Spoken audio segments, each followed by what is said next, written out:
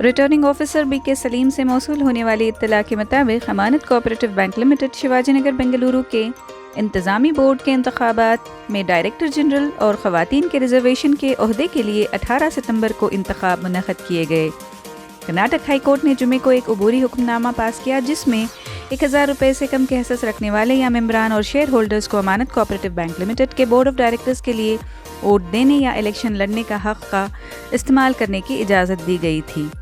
Election में जीतने वालों को मुबारकबाद के साथ पेश है साला डिजिटल की खुसूसी रिपोर्ट।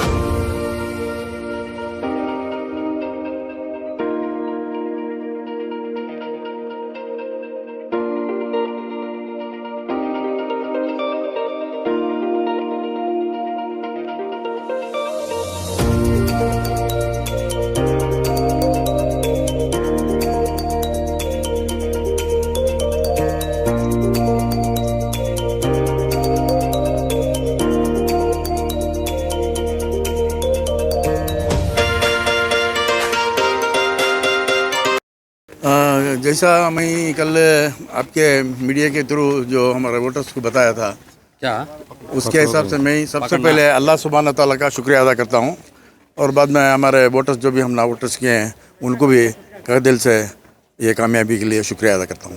नहीं ऐसा तो नहीं है, जो कानून यही है, कोऑपरेटिव लॉस के ऊपर चलता है। जो भी हमारी कोऑपरेटिव जो बैंक है उसके क़ायदे क़ानून के हिसाब से चलता है। वो हिसाब से ये इलेक्शन का जो ऑफिसर है वो कुछ वक्त में क्या क्या करना वो हिसाब से वो पेपर में डालने का और कितने दिन में नॉमिनेशन करना वो क्या क्या करना वो सभी फॉलो करके सही से किया है वो। तो उसके ऊपर एक्चुअली आप लोगों उनको पूछना था, आप मुझे पूछ रहे हैं। फिर भी मैं बोलना चाहता हूँ वो सही तौर से इलेक्शन का ऑफिसर ने पूरे तौर से ये कंडक्ट किया है। अभी भी मैं उसका जवाब स्ट्रेट फॉरवर्ड दे नहीं सकता क्योंकि मैं सिर्फ अभी एक डायरेक्टर हूँ। वो हमारी पूरे डायरेक्टर्स मिल के एक मीटिंग करेंगे, उसके बाद में वो प्रेसिडेंट बनाएंगे और जो भी चाहिए मेरे पर्सनली बोलना चाहूँगा। हमारे कमेटी की तरफ से मैं बोलना अभी काबिल नहीं समझता। सो इंशाल्लाह कल 11 बजे हमें सब मिल रहे हैं, तो मिल के किसी प्रेसिडेंट बनाते हैं। क्या है ये होने के बाद में जो भी उनके हर एक लोग के ख्यालत हैं वो सब देखने के बाद में मैं आपका कुछ सर अब से अमानत बैंक हाइपर एक्टिव रहेगी क्या? ज़रूर कोशिश भी करेंगे और जैसा वो लोग बोलते हैं वो बंद हो गई है और लॉस हो गई है, ऐसा नहीं है। सालवी 2 करोड़ का प्रॉफिट मिला है। आइंदा जाते जाते वो उसका इम्प्रूव भी होगा और वो 20% वाले को कैसा और इंटरेस्ट के साथ तो ये देना पड़ेगा, वो सभी क्लोज में करेंगे। और इन्वेस्टमेंट के लिए भी दूसरे क्या क्या है, हमें सब हमारे सब लोगों के राय लेके हमें आगे बढ़ेंगे।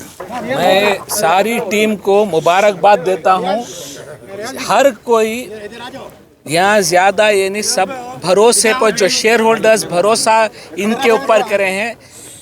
आप देखें जितने भी वोट्स हुए कम हुए, हमें बहुत ज़्यादा आना था, सारे तादाद में लोग आके इस वोटिंग में हिस्सा लेना था। मुश्किलात हैंगे उनके क्या हैंगे, हमें उसमें जाना नहीं, लेकिन जितना भी हो it was a free and fair democratic election. And इसमें आप लोग सब जानते हैं जितने भी वोट्स हैं 70 to 80% ये टीम को ही आए।